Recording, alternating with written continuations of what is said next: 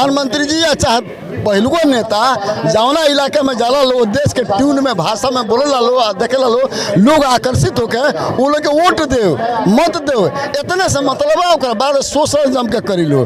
तो काशी नगरी के वहाँ के सांसद बानी स्वागत बा बहुत बढ़िया बा, लेकिन काशी भोजपुरी के हृदय है, शिव नगरी है, वजह उनके तो नैतिक दायित्व बनते माननीय प्रधानमंत्री जी के कि भोजपुरी के संविधान के 8वीं सूची में शामिल कर में विशेष पहल करी और जब सत्र आवे वाला बा यही सत्र में वहाँ के बिल पारित कर। सरकारें जो लोकतंत्र के आधार पर, प्रेमचंद ने सीधा कहा है कि जो लोकतंत्र है जिसको आप जनतंत्र कह लें या जो कुछ भी कह लें, यह राजनेताओं के लिए एक चारागाह मात्र है, इसके अलावा और कुछ नहीं है। जो पूंजीपति हैं इसका सीधा सीधा नाजायज फायदा लेते हैं और आम जनता का शोषण एकदम हमेशा चलता रहता है और व्यवस्था में कोई परिवर्तन होता नहीं है। सारे लोग उम्मीद करते हैं कि आने वाली जो सरकारें होगी वो हमारे लिए कुछ करेंगी, लेकिन ऐसा होता इसलिए नहीं है कि उनकी न सोच है, न नीति है, न नियत है, और इस नाते कुछ हो नहीं पाता है। और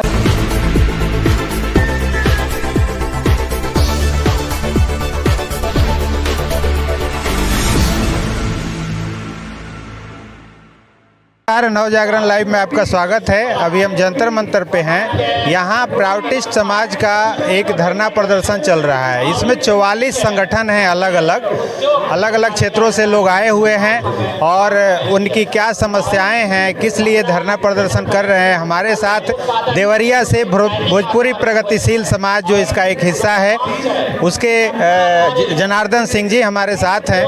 भोजपुरी के लिए तो ये आगे बढ़ चढ़ के हमेशा लगे रहते हैं। आज यहाँ देखते हैं कि क्या समस्या है इनकी। जी स्वागत है आपका। जी आपको बहुत बहुत धन्यवाद, स्वागत, नमस्कार। क्या मेन समस्या है ये यहाँ पे प्रदर्शन करने? ये समस्या मेन समस्या ही बा कि पूरा देश में हर तरह के व्यवस्था लूंज पूंज हो गई बा और चारों तरफ शोषण भ्रष्टाचार बा, आम जनता बहुत तबाह बिया और सारा व्यवस्था फेल हो चुकल बा।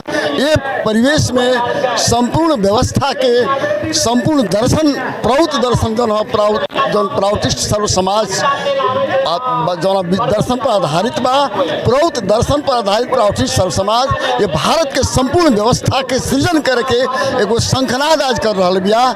बहुत पहले से चल रहा बा, नया बात नहीं है। वही के अंग है प्रगतिशील भोजपुरी समाज, एगो इकाई है।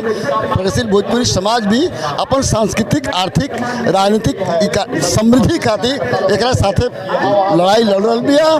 प्राउटिस्ट सर्व समाज आज ही धरना सफल हो रहा, महाधरना।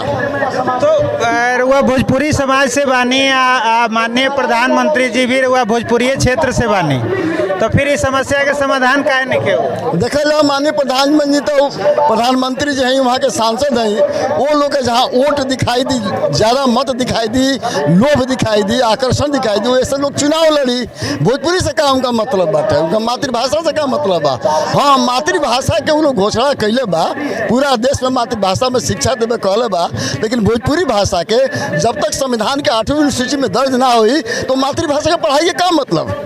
तो जब भोजपुरी क्षेत्र में रैली होता तो शुरुआत भोजपुरी से करते रहे प्रधानमंत्री जी, तो खाली वही जी वोटे तक रह जाता बात। वो प्रधानमंत्री जी या चाहे पहलुको नेता जौना इलाके में जाला लो देश के ट्यून में भाषा में बोले लो देखे लो लोग आकर्षित होकर वो लोग के वोट दो मत दो इतने से मतलब है बाद सोशल जम के करी लो।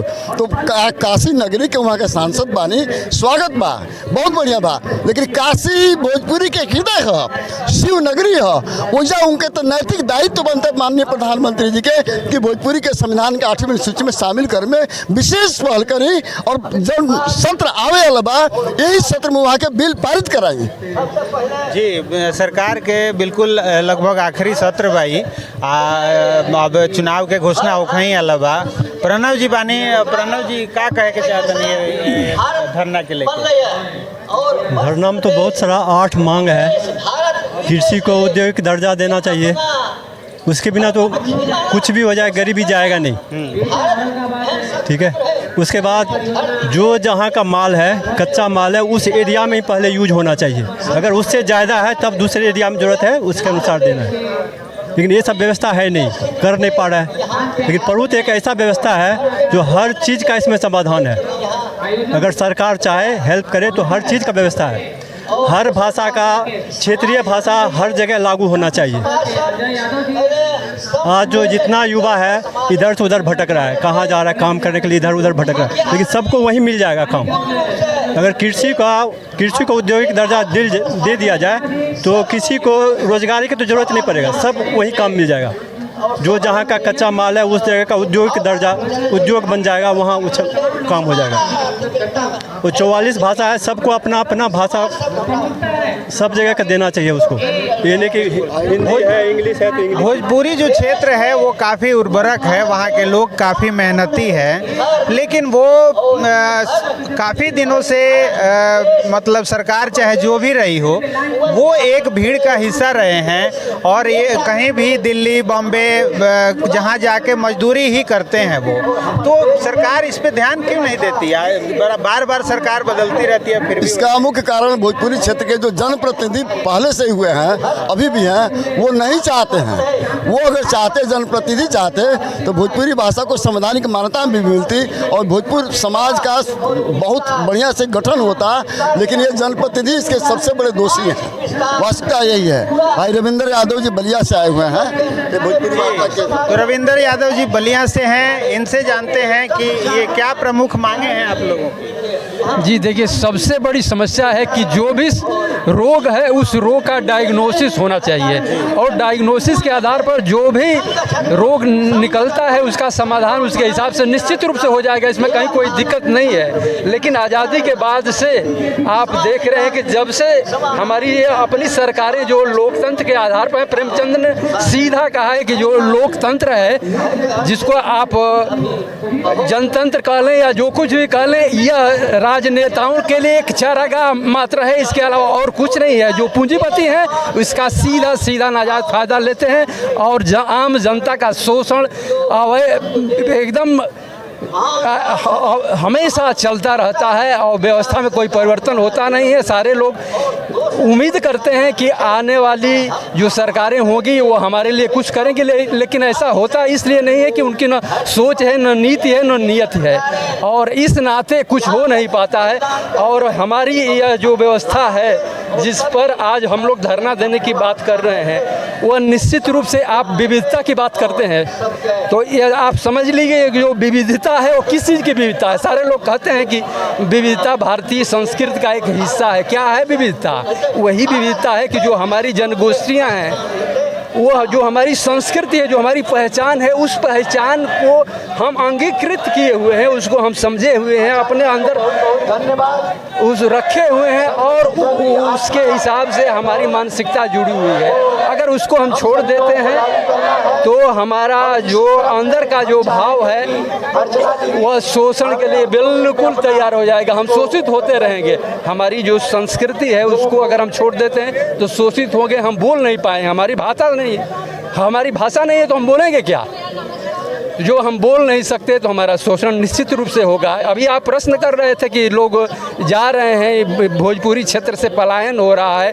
भोजपुरी संस्कृति, भोजपुरी क्षेत्र भारत की अस्मिता के लिए एक महत्वपूर्ण क्षेत्र रहा है। यहाँ की माटी, यहाँ के लोग, यहाँ की संस्कृति सब कुछ इतनी अच्छी है कि आप सोच भी नहीं सकते। इसके बावजूद भी यहाँ के लोगों का शोषण अबाध गति से हो रहा है। इसका मूल वजह यही है कि यहाँ के जो हमारे नीति निर्धारक लोग हैं, जो हमारे नेता कह लीजिए, वो लोग इसके लिए कभी सोचते नहीं हैं। जानते भी होंगे तो वो लोग अपने को पूंजीपतियों की गोद में बिठा करके, जैसे बंदर नाचता है तो नचाने वाला कोई बैठा होता है, जो उसको भोजन देता है वो नचाता है, उसके हिसाब से वो नाचते हैं। तो यही भी ये नेताओं का यह काम है, चाहे कोई भी दल हो। मैं ये नहीं कह रहा हूँ कि सारे आज देख रहे हैं कि आप किसी पार्टी में हैं, कल आपको टिकट नहीं बदल के उसमें चले जाते हैं। इसका मूल कारण यही है कि वह अपने लिए जीते हैं, जनता और सेवा का दूर दूर का उनका कोई नाता नहीं है। तो इसलिए हम चाहते हैं कि पूरे हिंदुस्तान को, जिस तरह से कोई डॉक्टर होगा देखे होंगे, उसमें तरह तरह के पहले बेस लाइन सर्वे होना चाहिए। जो समस्याएं हैं बेस लाइन सर्वे हमारा ये है कि हमने 44 समाज बनाया है। बेस लाइन सर्वे हमारी आर्थिक समस्या, आर्थिक स्थिति, हमारी सांस्कृतिक स्थिति, भौगोलिक स्थिति, तमाम चीज़ें अगर एक तरह की हैं तो हमारा एक ये समाज है, पहले से ये चलता रहा है। जनपदों का की जो कंसेप्ट है, जो जनपदों की बात हुआ करती थी, बाद में उसको राज्यों के कंसेप्ट में बदल दिया गया शोषण करने के लिए। तमाम जैसे भोजपुरी क्षेत्र को ले लीजिए, उत्तर प्रदेश, मध्य प्रदेश, बिहार, तीनों में है। क्यों है ऐसा? अंग्रेजों ने समझा कि इसको विभाजित करो, डिवाइड एंड रूल, और आज भी वही स्थिति चल रही है, डिवाइड एंड रूल। जो हमारे आज के राजनेता हैं, जो आपके परिवार के होंगे, आपके लिए नहीं सोचेंगे, अपने लिए सोचेंगे, इसलिए कि उनकी कोई नीति नहीं है, कोई नियत नहीं है, कोई उनका कार्यक्रम नहीं है।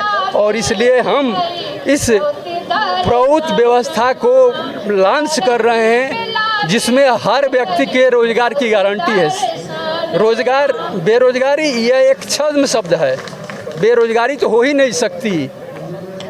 चुनाव में आप लोग कैसे अपनी भूमिका निभाएंगे? जहाँ तक चुनाव की बात है, लोगों को ये जागरूक करना पड़ेगा। हम ये प्रयास कर रहे हैं कि लोगों को जागरूक करें, बताएं कि वो किस प्रकार लोगों का शोषण कर रहे हैं। जो आपके नेता हैं, जो आपके बीच के हैं, आपकी बिरादरी की बात करते हैं, आपका शोषण कैसे करते हैं। जैसे आरक्षण को ही ले लीजिए, मैं बता दूं, अनुसूचित जाति का जो आरक्षण है, उसमें एक वर्ग तैयार हो गया है जो अनुसूचित जाति के लोगों को का ही हिस्सा मार रहा है। अगर उन तक हिस्सा नहीं पहुंचा, वही वोटर है, तो जो वोटर है उसका हिस्सा लूटा जा रहा है, और यही नीति अख्तियार की जा रही है। तो उन तक आप अनुसूचित जाति की बात कर रहे हैं, मोदी जी आए तो EWS लगा दिया इस समय सवर्ण समाज। यह तो आरक्षण, जब हमारे पास रोजगार ही नहीं, मैंने कहा कि यहाँ 100% रोजगार की गारंटी, जब रोजगार सभी को होगा उसमें आरक्षण की क्या ज़रूरत होगी। और रोजगार नहीं है, आप दिखा रहे हैं, केवल सपना दिखा रहे हैं, आप कह रहे हैं कि रोजगार नहीं है, जबकि रोजगार है।